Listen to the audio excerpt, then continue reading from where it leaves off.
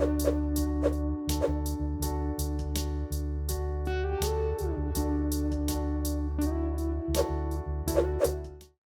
के बीहड़ डकैतों से भरे इलाके में मनोज कुमार शर्मा नाम के एक युवा लड़के का जन्म एक क्लर्क के साधारण घर में हुआ।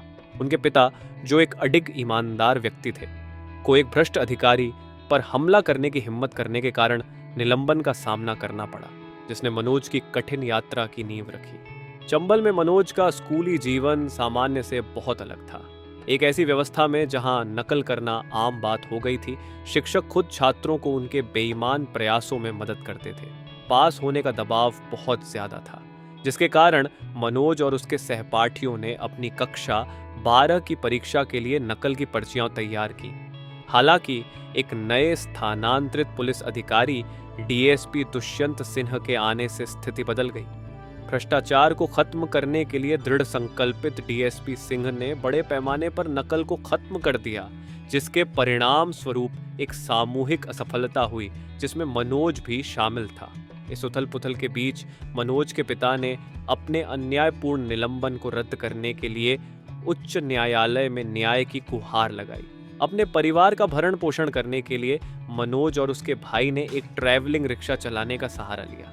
उनके लचीलेपन की कड़ी परीक्षा तब हुई जब स्थानीय विधायक के गुर्गे से विवाद के बाद मनोज के भाई पर शराब की तस्करी का झूठा आरोप लगाया गया। भ्रष्ट पुलिस द्वारा अपने भाई को फंसाए जाने के बावजूद मनोज डीएसपी दुष्यंत सिंह की मदद से अपनी रिहाई सुनिश्चित करने में कामयाब रहा।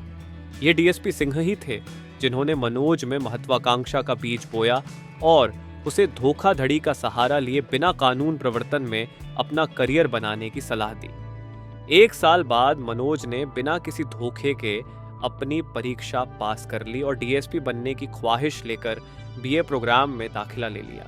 उनकी नानी ने अपनी दिल से की गई बचत से ग्वालियर में पढ़ने के उनके फैसले का समर्थन किया। हालांकि उनकी यात्रा मुश्किलों से भरी हुई थी। ग्वालियर जाने वाली बस में एक महिला ने सोते समय उनका सारा सामान चुरा लिया।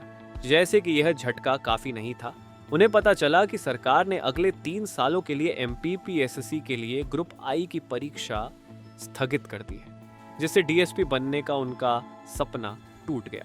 निराश और निराश मनोज सड़कों पर भटकता रहा, जब तक कि स्थानीय रेलवे स्टेशन के पास एक दयालु होटल मालिक ने उसे भोजन नहीं दिया। वहां मनोज की मुलाकात प्रीतम पांडे से हुई, जो पीएससी परीक्षा के लिए एक और उम्मीदवार था, जिसके पिता ने उसे दिल्ली में यूपीएससी परीक्षा की तैयारी करने की सलाह दी। इस आकस्मिक मुलाकात ने मनोज के जीवन की दिशा बदल दी, जिससे वह आईपीएस अधिकारी बनने के सपने को पूरा करने के लिए प्रीतम के साथ दिल्ली चला गया। दिल्ली में मनोज की मुलाकात गौरी भैया से हुई, जो यूपीएससी परीक्षा पास करने के अपने अंतिम प्रयास में एक साथी उम्मीदवार थे। गौरी ने मनोज को न केवल काम दिया, बल्कि पढ़ाई के लिए जगह भी दी। गौरी के अपने अंतिम प्रयास में असफल होने के बावजूद उन्होंने रीस्टार्ट नाम से एक चाय की दुकान खोली और अन्य यूपीएससी उम्मीदवारों के लिए मार्गदर्शक बन गए।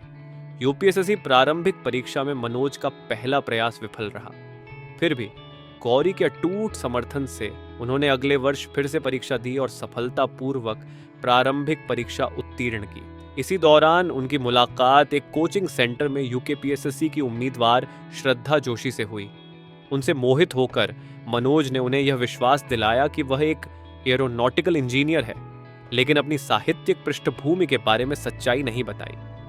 अपनी मेहनत के बावजूद मनोज उस साल मुख्य परीक्षा पास नहीं कर पाया और जब श्रद्धा को उसके धोखे का पता चला तो उसके और श्रद्धा के बीच रिश्ते को झटका लगा। दिल टूटा और पश्चाताप से भरकर मनोज ने मसूरी जाकर माफी मांगी और अपने प्यार का इजहार किया। हालांकि श्रद्धा ने उसे दिल्ली वापस आकर अपनी तैयारी जारी रखने के लिए कहा। अपने घर आने पर मनोज को अपनी दादी के निधन की खबर सुनकर बहुत दुख हुआ, लेकिन इस नुकसान ने उसे सफल होने के लिए दृढ़ संकल्पित कर दिया। अपना सब कुछ देने के लिए दृढ़ संकल्पित मनोज गौरी के साथ रहने लगा, जिसने जोर देकर कहा कि वह अपनी पढ़ाई पर ध्यान केंद्रित करने के लिए छोटी मोटी नौकरियां छोड़ दे। इस नए समर्पण का फल ये हुआ कि मनोज ने आखिरकार मुख्य परीक्षाएं पास कर ली, जबकि श्रद्धा ने अपनी यूकेपीएससी परीक्षा में सफलता प्राप्त की और डिप्टी कलेक्टर बन गई। हालांकि उनकी खुशी प्रीतम के कारण खराब हो गई, जिसने अपनी हताशा में मनोज के साथ श्रद्धा के रिश्ते के बारे में दुर्भावना पूर्ण अफवाहें फैला दी। प्रीतम का सामना करने पर मनोज को पत्रकारिता के लिए उसके सच्चे जुनून के बारे में पता चला और उसने उसे अपने पिता की इच्छाओं को चुनौती देने और अपने सपनों को पूरा करने की सलाह दी। यूपीएससी इंटरव्यू के दौरान मनोज ईमानदार और निष्ठावान बने रहे। इंटरव्यू से पहले उन्होंने श्रद्धा का एक पत्र पढ़ा, जिसमें उन्होंने इंटरव्यू के परिणाम की परवाह किए बिना उनसे शादी करने के लिए कहा था। इस हार्दिक संदेश ने उन्हें पैनल का आत्मविश्वास के साथ सामना करने की ताकत दी।